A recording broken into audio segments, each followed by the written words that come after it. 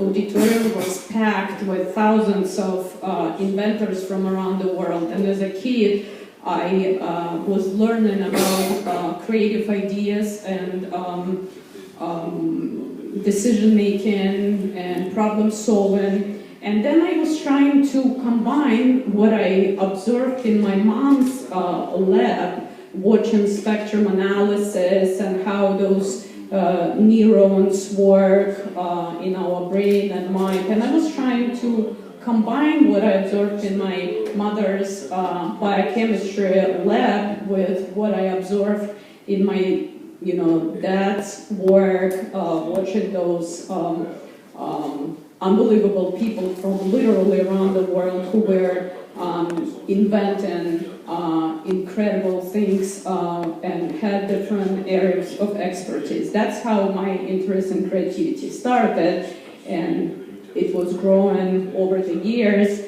I was lucky enough to travel the world and to learn about different cultures. I learned about perception and the role of perception in our lives and creativity. I learned how different people perceive the same thing from totally different angles. And as a result, I started to write on creativity. As a matter of fact, I just recently completed my manuscript. It goes beyond perception. So today I would like to share with you certain techniques, how to make your life different, how to think different, how to turn your life into your dream, how to achieve everything you have ever wanted. And before we start, I want to show you a very short video. It's a cartoon, just to use it instead of icebreaker, so you will understand what is that we're gonna talk about. Okay, it's a small, tiny, very cute cartoon on creativity.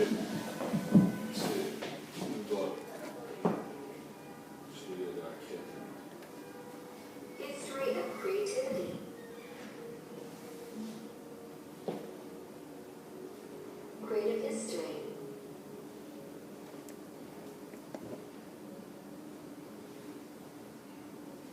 Once upon a time, people were creative. They were attracted to novelty with high interest and curiosity. They were imaginative and open to experience. They had employed attention and willingness to take risks. A sudden creative insight was a natural experience.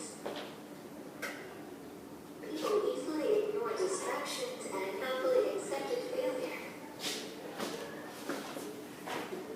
Citizens to nature, they were finding unusual associations.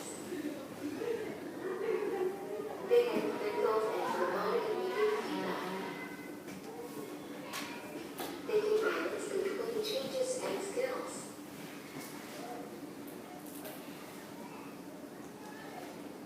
It was an amazing life with distorted sense of time and new stereotypes. From dawn to sunset, people were searching for patterns and meanings, cultivating creative thoughts. They were going with the flow in an encouraging environment.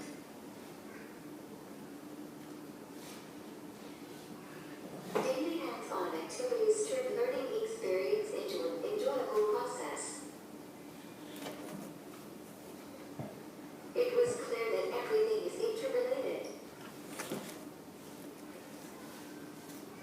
They were manipulating ideas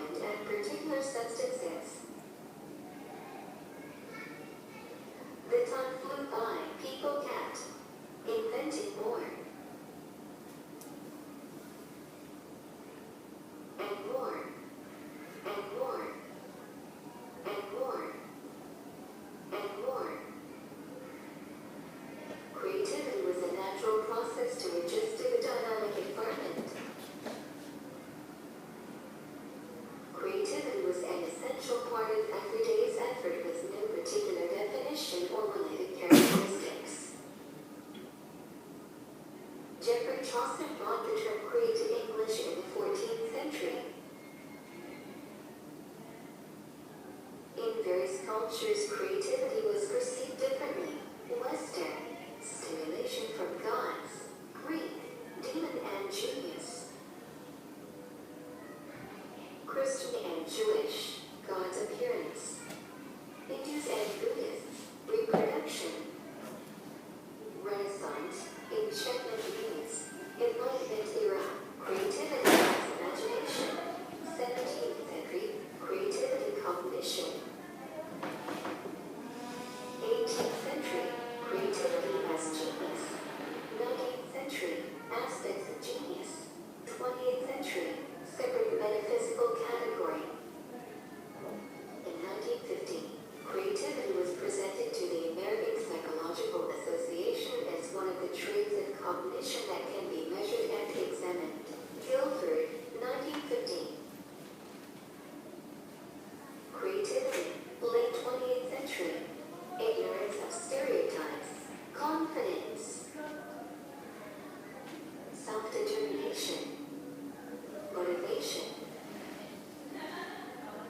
Success. Leaderships. Education. Environment. Development. Improvisation. 21st century. Higher sense of self. Technological tools. Openness to experience. Learning environment. Creativity can be increased consciously through identified activities. Creativity is an ongoing matter because its phenomenon is an open-ended, dynamic, structured, and complex issue which requires constant revision and adjustment.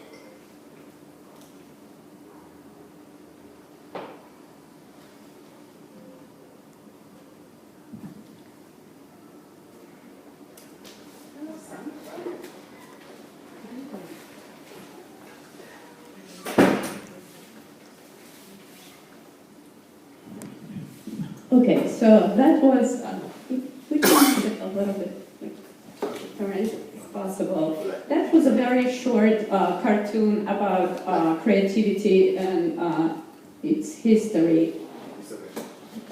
You wanted to know, because it's not the right. Yeah. I apologize for technical difficulties. I'm trying to make it right so everyone can see.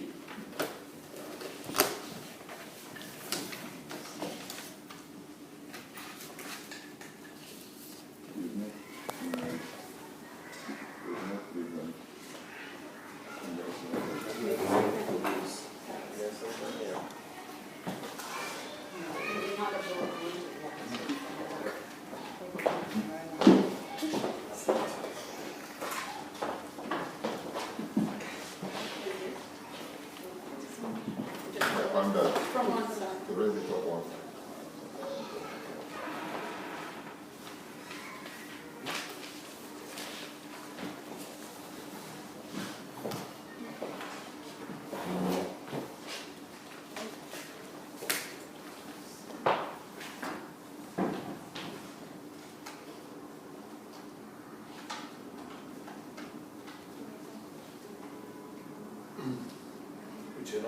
Can you move the podium a little out there?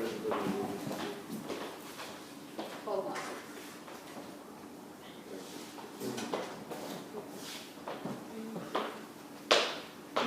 Will you be able to read like this? It's a little bit still. Okay, so let's be creative, right? Because asymmetrical provokes your imagination and creativity.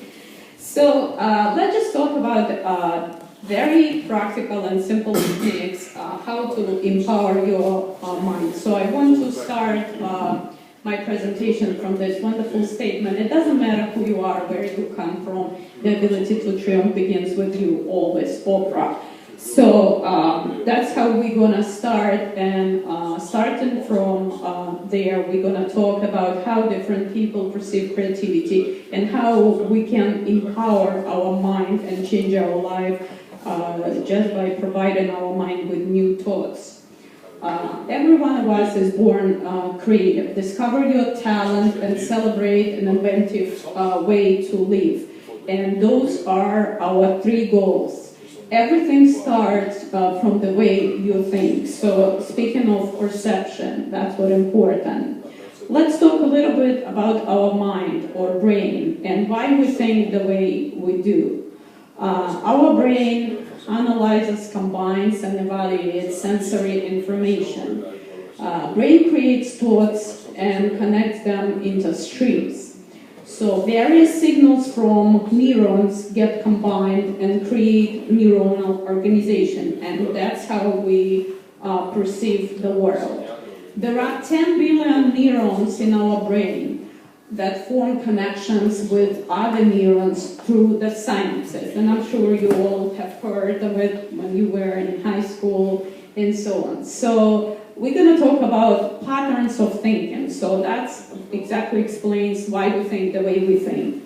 Our brain connects the dots of our world into meaningful patterns. We perceive the world based on the pattern interpretation.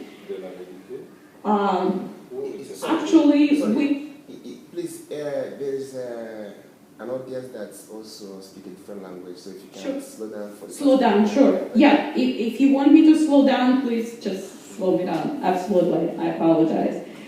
So speaking of pattern, there is a way to change the pattern of our mind. Brain operates based on familiar patterns, but it can rewire itself. And a little bit later we will talk about brain plasticity, how our brain is able to rewire itself. Brain can adapt to 1,000 environments and produce new sophisticated behavior because of plasticity. Brain is capable to change its expectations to accommodate inputs, and that's why when we get to new environments, our mind works more active. Reinvent your thinking. The ability to reinvent your thinking requires a shift in the state of your brain itself. Creative thinking equals mental fitness. So today we're going to talk about mental fitness and what it means. Creativity is a meaningful modification based on new patterns of meaning. When we're creative, we feel we're living more fully. Why creativity? Because creativity improves the quality of solutions to life problems. Creativity predicts life achievements better than intelligence, and it's a proven fact, and there are tons of studies that prove that creativity predicts your achievement much better than IQ. Creative people can adapt to different situations and reach their goals. Creativity is a skill that can be discovered, learned, and improved. The sky is the limit. This is an interesting slide. You probably have heard millions of times that you have to think outside of your box, right? Outside of the box. So there is no box. You create your own box based on your own perception, based on your own limitations that you pretty much created as well. So there is no box, and back to sky is the limit.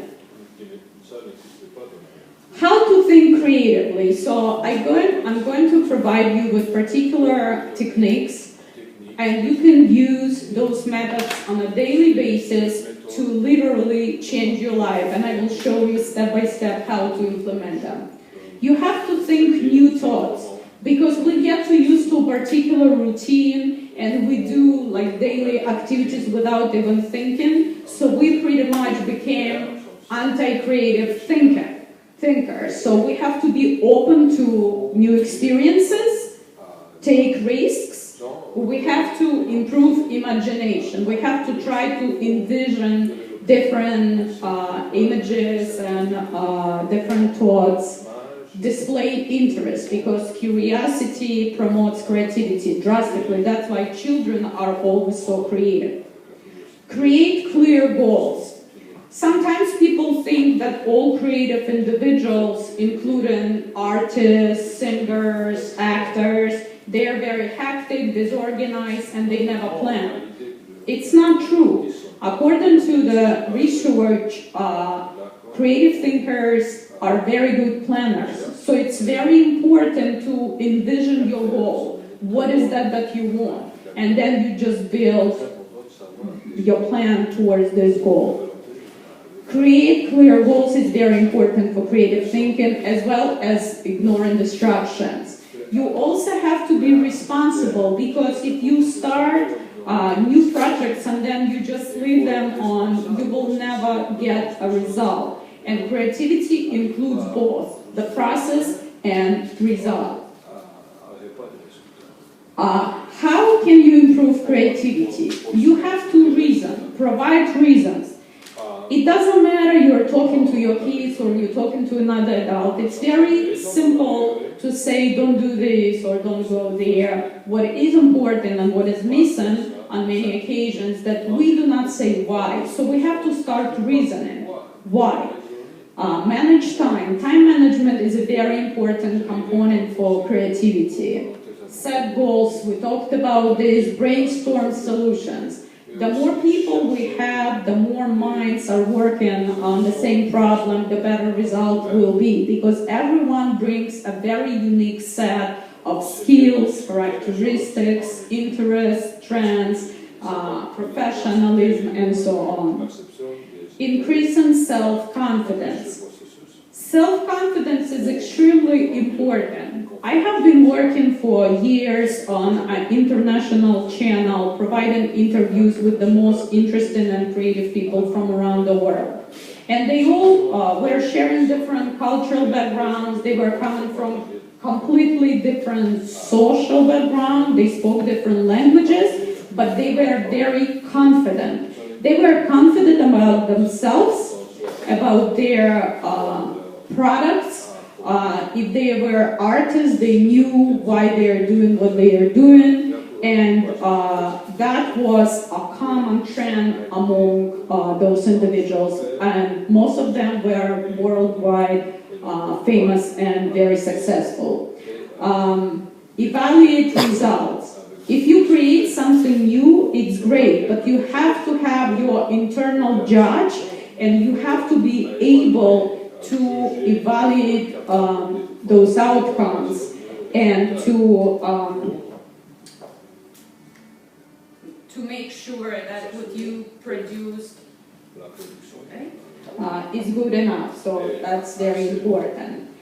Creativity equal flow of ideas. Sometimes we have hectic ideas in our mind, and we cannot really connect those dots, so we don't really get result. In order to get positive result, we need to come up with this flowing state of our minds. There are many wonderful exercises, including meditation and walking and swimming and just relaxing and enjoying yourself in order to increase the flow of your thoughts.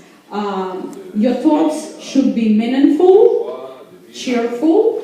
You have to be enthusiastic enough to come up with creative solutions.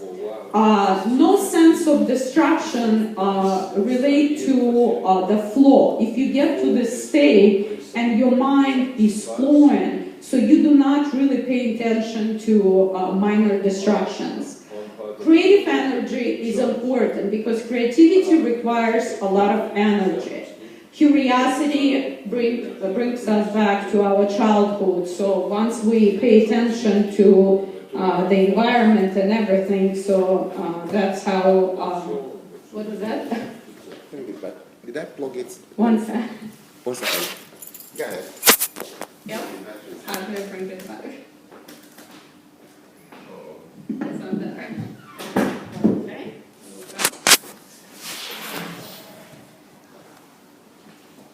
Is this computer or the battery? Okay, so we need to connect it to something. difficult to look for a code. He's bringing the board. Okay, not a problem. So we have a lot to talk about. I just want to, I really want to support what I'm saying by those wonderful pictures so you can visualize, because visualization is very important. So far, if you have any questions on anything, please feel free to ask me. I'll be happy to, sure. Is there a relationship between creativity and insanity? Creativity and insanity, it's a wonderful question. So let me get back a little bit to the history. There is a statement exists that geniuses, all mad, and many famous philosophers were stating that genius equal madness and so on. In my book, I have the whole chapter dedicated to the study of relationship between sanity and creativity, or insanity perhaps, and creativity. There are no significant outcomes and no internationally done studies that would prove that people who are genius and overly creative are mad or not sane. However, the way I see it and the way I explain it, because I have been doing studies on brain activities for more than 15 years now, the way I see it, individuals who are overly creative and individuals with particular mental illnesses, including bipolar disorder, schizophrenia, and so on, are sharing similar traits. For example, in order to be overly creative, you have to be very sensitive. So many individuals with mental illnesses, they have very poor filtering. So information from outside, everything gets inside. They don't really filter. While a normal person would get only 10% out of 100 inside of his mind. Everything else will be filtered out. Many mental conditions, I don't want to say illnesses because I do not really see it as illnesses, conditions, because many people who are bipolar disorder patients or schizophrenics, they are complete geniuses. They come up with unbelievable theories, they create unbelievable inventions. Einstein, he had Asperger disorder, he was an autistic person. And I can give you so many names. There are many articles and research done on why people who are genius and creative commit suicide or depressed or they have anxiety disorder and so on. So once again, it's like both side connections. So number one, in order to have a different perception, in order to see the world not like everything else, in order to be different, you have to have some different characteristics and trends. You have to be very sensitive, as I said. You have to be very detail-oriented. So you have to be really obsessed with your idea in order to complete the project. So, you know, for example, people who have obsessive-compulsive disorder, they are obsessive. If they start the project, they have to complete it. They will not just leave it. And sometimes they go, you know, really so serious about this that they get anxiety disorder, they can get depressed if it's not working, and then they will come back. If you read the history or biographies of famous philosophers or engineers, some of them were continuously repeating the same observation for thousands and thousands of times, and it would not work, but they would not live it. So let's say a person does not have an obsession-compulsive disorder, and a person is going easy. If it doesn't work for, let's say, 20 times, then I will say, you know what, it's not working, let me try something else. But yet, those people, they would come back and try again and again and again. So to summarize what I have said, there are multiple similar, or if you want, common trends of your personality and of the way you are thinking between people who who, you know, have mental conditions and people who are overly creative. So that's the only explanation thus far. And once again, there is no single study that would prove either quantitatively or quantitatively or qualitatively or quasi-experimentally and say, no, I can prove that all geniuses are mad, and if you don't possess any mental condition, then there is no way you can become an inventor, and so on. So, but once again, there are trends, there are whole books written on that, hundreds of names, famous actors, especially poets and singers, and they all have been suffering from either hallucinations or anxieties or depressions, or they were tending to commit suicide, and there are many of them that committed suicide, unfortunately. So, but once again, it goes back to their trends of their personalities being overly sensitive, reacting in a very sensitive way to everything, getting anxious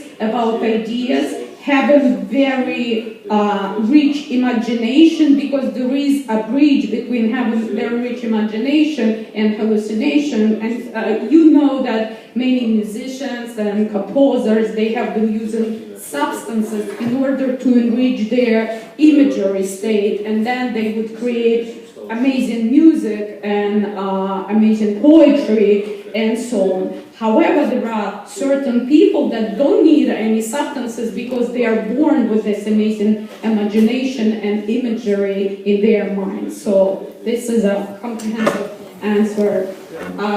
So back to our flow of ideas, right? So we have to be curious and enthusiastic. We have to make unusual connections. This is another trend. Making unusual connections is also related to particular mental health. I have been working in a family court for years. I have been working predominantly with schizophrenics. So most of those people are very intelligent. And one of those characteristics most of them possess, they have very unusual connections. So sometimes when they tell you something, they come up with unbelievable statements and theories. So creative people, on the other hand, also possess these characteristics. In order to be creative, you have to make unusual connections. You have to learn about something in one area and then drag it to another area and implement it, and maybe to the third area. Or maybe learn about something in 3 different areas, combine it, turn it upside down, and implement it. And if you have read a little bit about how we first created, let's say, boats or planes or something, that's how we did it. We learned about a particular bird, we implement those characteristics. We learned about a particular fish or animal, so we implement it. That's how we created the fastest cars, the biggest boats, and so on. Making connections among unrelated areas. And once again, many people with mental conditions possess this characteristic, and that's what made them especially creative. I have been also working with children with autism and Asperger's, so those kids are amazing. They're able to see every single detail in every single movement or statement or metaphors. Speaking of metaphors, many people with mental conditions have metaphorical thinking because their imagination is very rich and in-depth. So metaphorical thinking plays a huge role in creativity. That's why people who are poets, they consider so creative. They think metaphorically. And metaphorical thinking also partially, contributes to making connections, because metaphors is all about making connections. Form opinions. Put the pieces of the puzzle together. Put ideas to work in practice. Classify information. Compare and contrast. Evaluate. adopt new attention patterns. And I want to talk a little bit about those recommendations. Why our children, notwithstanding the fact that technology is so great, why our children are not getting more creative? Because our educational system today, and I'm speaking about America, because every country has a different trend in education and so on. So in America, our educational system is based on multiple choice. Multiple choice does not boost creativity at all, because multiple choice does not give you this ability to compare, contrast, and analyze. And many kids today are lacking these abilities, and therefore they cannot be creative. They are operating based on pre-cooked statements, and pre-cooked statements can maximize your abilities and teach you how to count and so on, but they cannot teach you how to think creatively.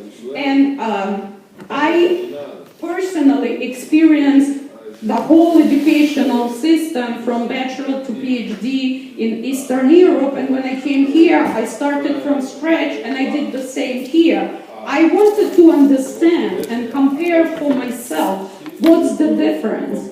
So multiple choices give you particular skills. It's a very powerful system in terms of promoting your intelligence.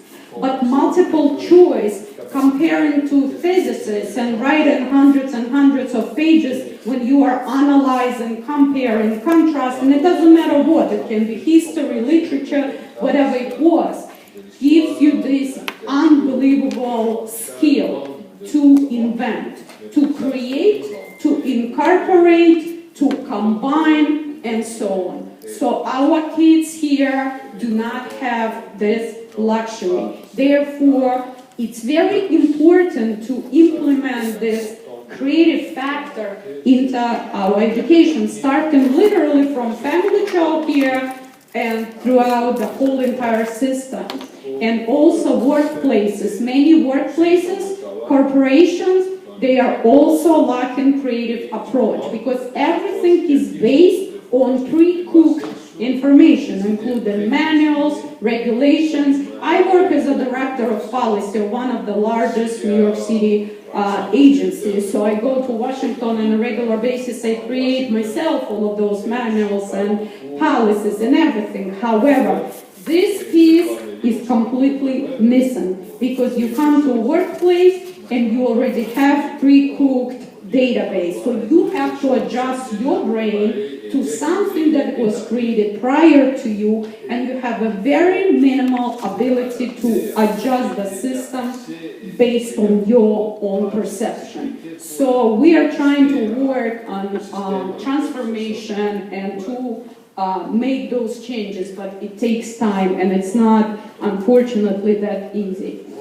So independence, motivation, tolerance, confidence, taking risks, humor, and self-determination. Let me tell you about the last two at least. So humor is a very important characteristic in creative thinking. And there are multiple studies that are shown that people with a great sense of humor, they are much more creative. There are also similar trends between good humor and creativity. Because when you have a good sense of humor, you also make those unexpected connections. That's how you make people laugh, right? You do not just repeat something that you have learned, cliché. You don't do this. You come up with new combinations, right? And you make people laugh. Same is pertaining to creativity. Self-determination. In the 90s, I was conducting a very interesting study in Eastern Europe. We were studying self-determination in children from different countries.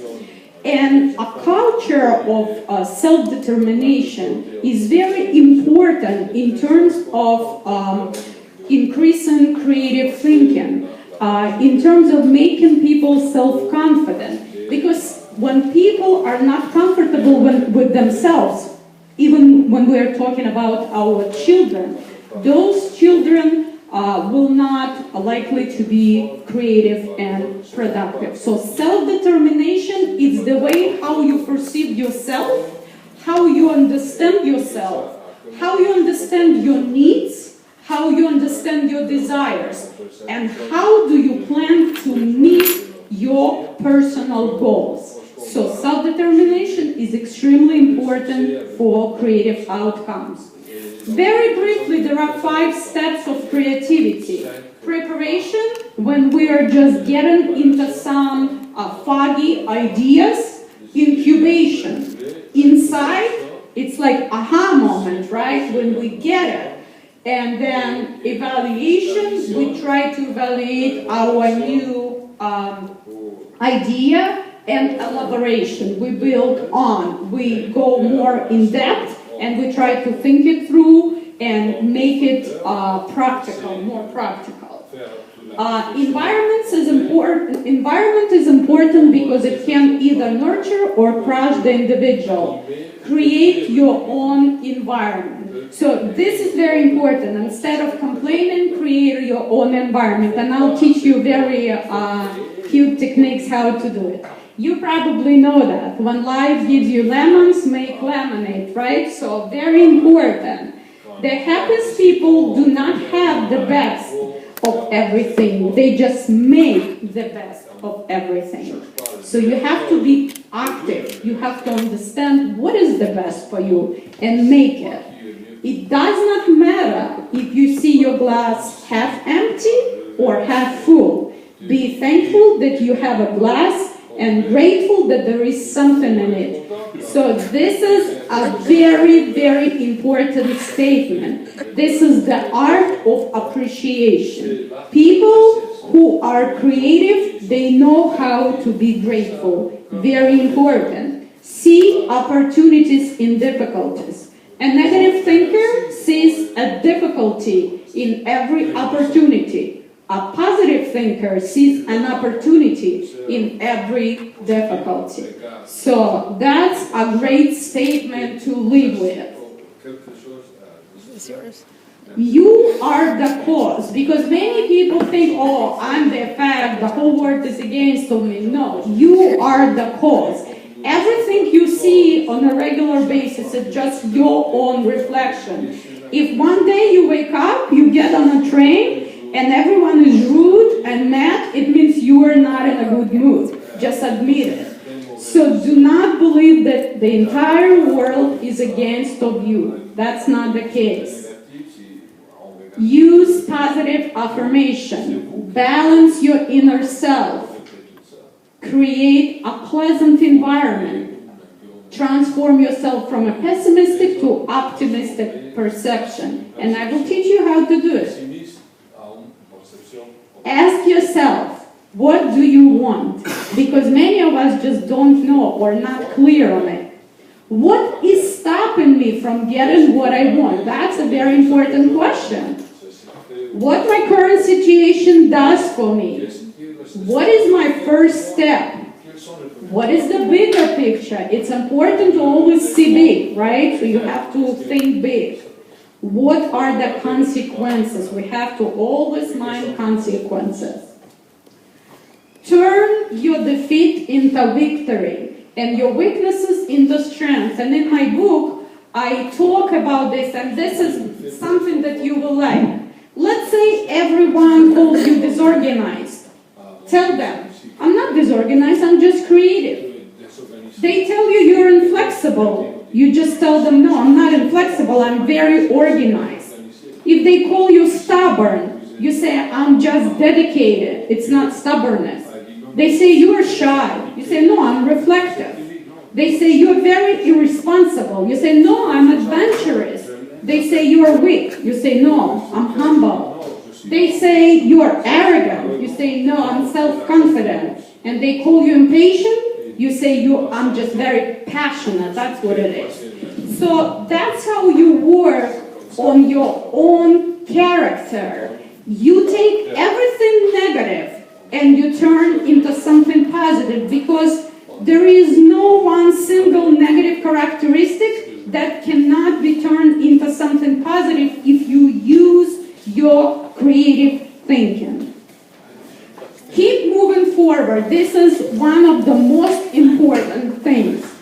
Set clear goals. Do not ask who will let me, ask who can stop me. Recognize that you are in control. Think positively and develop new habits. We have to continue professional development always. You do not know what you can do until you try. You have to stop holding yourself back, meet your alternative self, manage your energy, not your time. Start to visualize happiness and feel good about yourself and about the entire world. You have to promote your true self. Get free of biases. Display tolerance, love, and respect. You have to appreciate your own values, and you have to favor reason over emotion. You have to be brave, and it's very important to be patient. How to overcome weaknesses? I just showed you a very simple technique how to turn negative into positive, but also, first of all, you have to admit them. There is nothing wrong. We all have weaknesses, we have to admit them. We have to be very specific, set goals, seek guidance. We have to be able to evaluate the situation, forget the past, one step at a time, and celebrate small victories. Forget the past. The past does not mean that we have to just cancel our memories. Forget the past means that sometimes we get stuck on particular negative situation or statement or condition, and it really interferes with our creative and successful future. So we have to really let go. If you want your dreams to come true, so first of all, you have to wake up, right? So this is your wake-up call. So you have to start making decisions. And decision-making is very important for creativity, because creative thinking is a great decision-making tool. Every individual has a creative potential. Everyone is different and unique. Everyone brings a unique set of behavioral patterns, and that's why I told you that sometimes when we get together and everyone contributes something unique, that's how we get to the best solution. In the last 20 years, creativity has become an essential skill for problem solving in life. And there are many people who still believe that creativity only pertains to the arts and crafts, but that's not the case. We're talking about survival mechanisms, we're talking about inventions, we're talking about decision-making and problem-solving. You have to make positive change. You have to be mindful, find your purpose, borrow identities of creative people. This one is very good. If you